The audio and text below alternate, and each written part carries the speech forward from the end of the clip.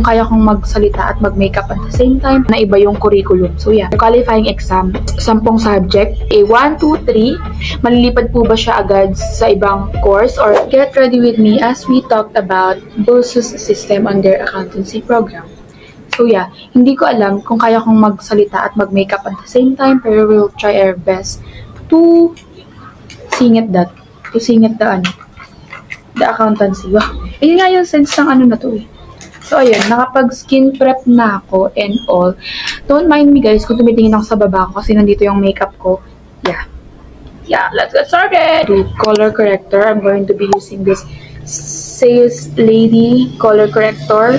Ang ginagamit ko lang dito usually is etong tatlo lang na to, the green, the peach, and yung shade ko ng concealer. Kunti lang naman tayo maglagay ngayon kasi wala naman akong pupuntahan. Although, aalis pala ako. May pupuntahan pala tayo, kaya hindi tayo masyadong mag-makeup kasi hindi ko pa kayang lumabas ng sobrang grabe yung makeup na mag-run lang naman tayo ng some errands, you know. Tapos, green corrector lang for redness ng ating face. Alam mo, ang dumi ng dugyot ng aking salamin. So, as you all guys know, if you've been watching my A Day in My Life, I am a second year accountancy student at BULSU. Disclaimer lang, lahat ng nasabihin ko dito is based on my experience lang and based on what I know. Kasi I used to be an officer sa classroom namin, so medyo may alam ako kung paano ang pamamalakad ng accountancy program sa BULSU. So yeah. And lahat ng nasabi ko dito is subject to change pa kasi hindi ko alam ano yung nila ngayon, yung system nila. Pero as far as I know, wala pa namang nababago since kami yung unang batch ng student, na accountancy student sa BULSU na naiba yung curriculum. So yeah. First is we're gonna talk about the retention policy ng BULSU. So, meron kasing iba-ibang kinds ng retention policy sa iba't ibang school. So, sa BULSU, they have their qualifying exam and dalawang level yun. Level 1 for first year and level 2 for second year. So, ang subject for first year ng qualifying exam, by the way, I'm gonna be using this Sola Foundation Primer as my base after kong mag-corrector. So, yeah. So, dalawang subject ang tinitake ng level 1 na qualifying exam. Ang subject na yun is FOA, which is the Fundamentals of Accounting, and CFAS. So, yung FOA guys, bago yung batch namin, ang subject talaga na yun is magkahiwalay. Part Core and BFAR, or the Basic Financial Accounting and Reporting, and the Partnership and Corporation. Before, magkaiwalay siya, pero ngayon, pinagsama nila. So, ang subject na ngayon is FOA, or Fundamentals of Accounting. And CPAS naman, guys, is yung mga standards and yung mga PFRS. So, yun na nga. Sa level 2 naman, ang i-take doon is 10 subject, which is tinitake siya after second year, before mag-third year sa accountancy sa BULSU. 10 subject siya, and cluster na lang yung sabihin ko kasi hindi ko matandaan lahat ng subjects na cover niya. So, merong FAR, merong cost cluster, merong law cluster, and tax cluster. So, yan, income tax, business tax, oblicon, business law, IA 123, IA 123, SCM, cost accounting, I don't know, nakakalimutan ko yung isa. Basta yun yung mga subjects. Pero guys, hindi kayo makakapag-take ng second level if hindi kayo nakapasa ng first level ng accountancy, ay ng qualifying exam. So, meaning, parang stepping stone nyo yung mga first qualifying exam for you to be able to proceed sa qualifying exam level 2. So, after ng qualifying exam level 1, guys, yung section nyo ng first year is matitibag. And, ang magiging kaklase nyo na, if ever na makapasa kayo, ay yung mga nakapasa din ng first level ng qualifying. So, common question, pag po ba hindi nakapasa agad ng qualifying exam first level, malilipad po ba siya agad sa ibang course or force po ba agad na mag-shift? Hindi naman. Pero, possible, pwede mong gawin or whatsoever, pero hindi naman. If you wish to stay, pwede ka pa rin magstay kasi hindi ka pa naman lilipat ng course sa second year, ng program sa second year. So, if ever na hindi ka nakapasa ng first level ng qualifying exam, meron ka pa namang chance. Binibigyan nila ng chance to retake at hindi ka pa rin naman may iba yung program mo. Still, accountancy student ka pa rin, second year, accountancy student ka pa din. I'm using this oat gel, brow gel, styling, kinemberlu, ganun. So, ayun nga. Hindi ka pa malilipat ng ibang program pag hindi ka nakapasa ng first level ng qualifying exam. Although, yun nga, matitipag yung section nyo kasi pagkasama-samahin na nila lahat ng mga nakapasa, yes po, hindi pa ako nakapasa ng first level ng accountancy.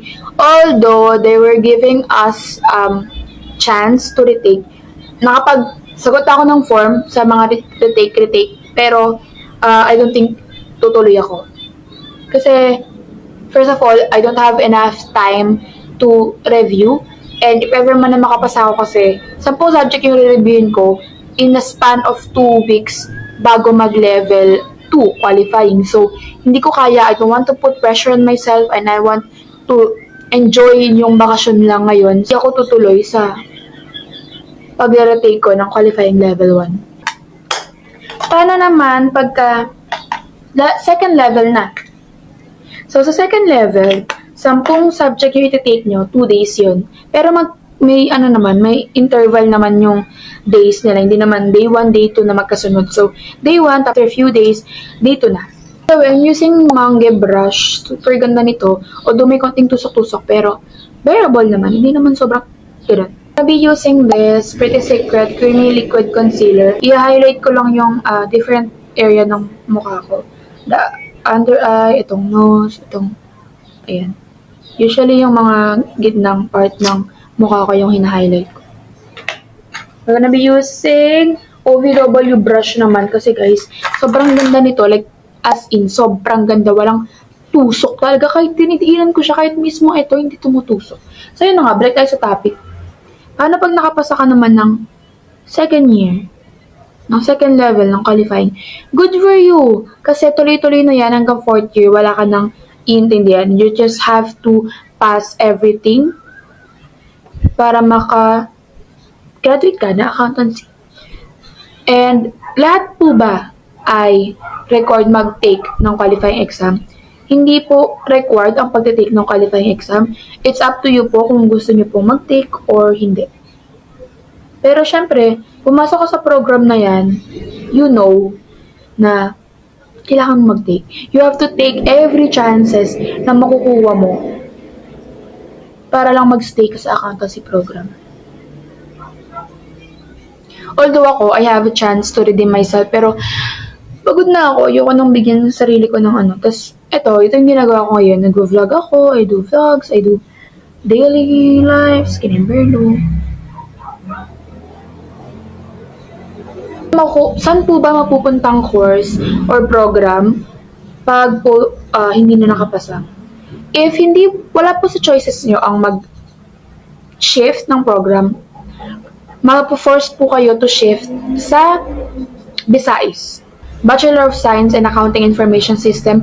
Accounting, related pa rin naman siya, pero more on computer na, more on program, ganun. More on computer na kayo. Which is, I think, hindi naman siya bad kasi ang dami pa rin namang pwedeng makuha. Halos same lang naman privileges na meron ang accountancy student graduate sa AIS student graduate. Kasi, ang hindi mo lang naman atang makukuha is CPA. As far as I know, okay? Ang hindi mo lang naman makukuha is CPA lang. Tapos, the rest, pwede na mag-MBA ka, mag-CISA ka, CTT ka, pwede naman. Actually, guys, marami yung kakilala ng senior namin na nag-take sila ng CTT even before they graduate. Nag-bronzer tayo. I'm gonna be using this multi-tone concealer palette ng Ashley Shine kasi ginagamit ko tong mga brown na to bronzer or contour or minsan ginagamit ko to as blush. Pero ngayon, gamit natin siya as blush kasi gusto ko ng Hindi, bronzer na lang. Sige. Marami pa rin namang opportunities. Sobrang daming opportunities kahit AI student ka. Kasi guys, ang daming stigma talaga na sa amin, sa bulso na pag-ais ka, bagsakan ka nang hindi nakapasa sa qualifying. Which is true naman. Pero still, hindi naman porket bumagsak is tanga ka. Kasi sobrang hirap lang talaga na accountancy guys. If you're an accountancy student, you know what I'm talking about. Kasi guys, sobrang hirap talaga. Hindi siya madali. It requires time, perseverance, knowledge, skills talaga, and discipline talaga, I swear, para mapasa mo tong program na to. If ayaw mo ng Visayas, pwede ka naman mag-shift sa ibang program na gusto mo. If ayaw mo ng mag-accountancy or accounting. For all the precious, marami nang may message kasi sa akin, ano daw ba yung mga types ng exam quiz sa accounting sa bulso, and ano daw ba ang type ng exam sa qualifying exam. Guys, ang qualifying exam ay multiple choice. Almost lahat na ng exam namin ay multiple choices. Although, yung iba naming quiz talaga is problem solving. So, kailangan mo talagang mag-input ng numbers, ng solution. So, yeah. Depende sa prof, actually. So, exam ko and quiz ay multiple choice. Although, hindi siya madali kasi kinukuha siya sa mga board exam questions. So, yeah. Tip ko sa inyo, pag papasok kayo dito, maghanap na kayo ng mga test banks, maghanap na kayo ng mga questionnaire na medyo complex para hindi na kayo mahirapan if ever na makaka-encounter kayo ng question sa exam na sobrang hirap. Merong certain units lang yung mga pwedeng mag-take. Powder muna tayo guys. I'm gonna be using this Get Ready With Me in the shade Bright and Pink. Pag first level, wala namang units required. I mean, kahit may bagsak ka, pwede ka pa rin mag-take ng first level. Which is good, I guess. Kasi zero base ang bulso ngayon. So, sobrang hirap pumasa. Pero pag second level, guys, dapat wala kang units na bagsak. Pag second level, wala kang units dapat na bagsak kasi hindi ka nila pagtitaken pag may bagsak ang units. So, as much as possible, alagaan nyo yung grades nyo from first year to second year. Talaga, I swear. Kasi, ang hirap guys, pag may bagsak ka kasi, magpe-petition ka pa ng mid-year class para lang mawala yung bagsak mo na units and makapag-take ka ng second level. Yung second level lang naman yung required na walang bagsak. The rest, first level, okay lang. Okay lang kahit may bagsak. Although, hindi maganda kung ang bagsak mo is major subject kasi, guys, talaga, yung kumpiyansa mo talaga, bababa talaga. I'm gonna be using this eyeshadow palette from Dikalu. Hindi ko alam kung anong brand. So, yun na nga. Ang tip ko lang na mabibigay sa inyo, although hindi ako pumasa guys, pero still, struggle is real. Ang tip ko lang na mabibigay sa inyo is read lang talaga. Like, basa talaga. Kasi guys, yun talaga pinakaya kong ginagawa, magbasa. Pero guys, be confident lang always. Kasi yun talaga minsan dumadali sa'yo. Kasi guys, pag hindi ka confident sa ginagawa mo, hindi ka confident sa sagot mo, it turns out, mas namamali ka. Ganun kasi ikaw eh. Pagka kasi parang namali na ako sa isang bagay, parang, wala na. Mali na ako lagi, ganun. And, lagi kayo magjo-join sa mga review session ng JP Bulso. Kasi guys, ang gagaling ng mga reviewer nila. I swear. Minsan nagugulat na ako, ay, ganun pala yung kadali. So yeah, i-grab nyo lagi lahat pag may chance na may magre-review sa inyo na senior or kahit alumni. Take nyo yan lagi kasi guys, subok ma yan, ang galing talaga nila. Meron silang mga different kinds of techniques na magugulat ka na lang na baka hindi kaya turo yan. Kasi sila lang pala yung nakaka-discover naman. Isa pang tip ko is do find a good circle of friends kasi guys, ako, sa circle of friends namin, or not that very academic kinemberlu na mga circle of friends.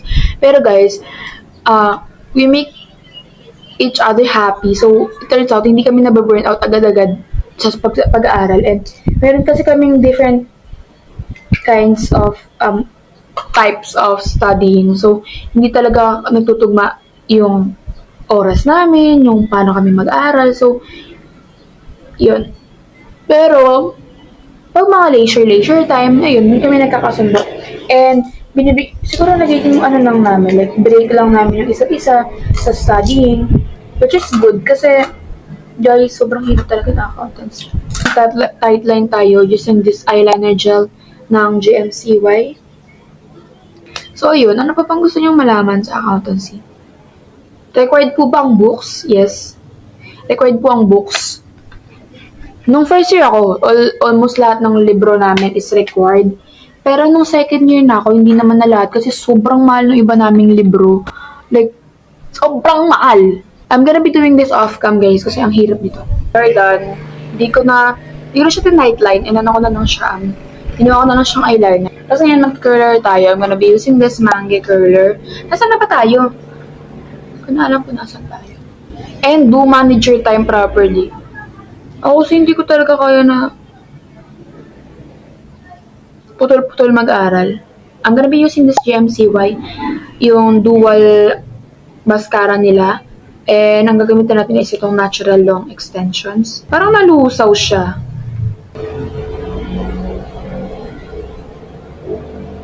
Sobrang init kasi. About guys sa bridging, meron po bang bridging sa bulso? Wala pong bridging sa bulso, guys. Kaya if ever na nagbabala kayo mag-bridging sa bulso, wala pong bridging sa bulso. Unfortunately. I'll be doing our blush using this Detail Melting Touch Velvet Blush in the shade Bellini. I think nasabi ko naman lahat ng gusto kong sabihin. So, tapusin na lang natin to. And if ever guys na you have still have more questions, comment it down para masagot natin yun. Sobrang ganda. Let's put some nunal dito.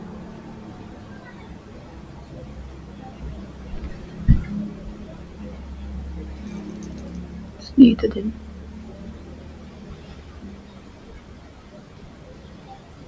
I'm gonna be using this Absidy lipstick. This is their matte Cashmere Kiss matte lipstick in the shade French Rose.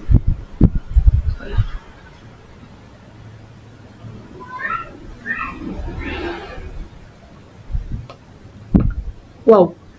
Tapos patungan natin siya ng a little bit nitong Mangi. This is their Mangi Blur Matte Lipstick in the shade N106. Konti lang, like dump lang natin siya.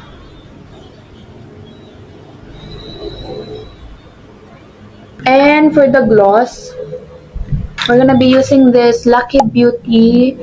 This is their Dreamy Lip Gloss in the shade Allure. And this is the final look, guys.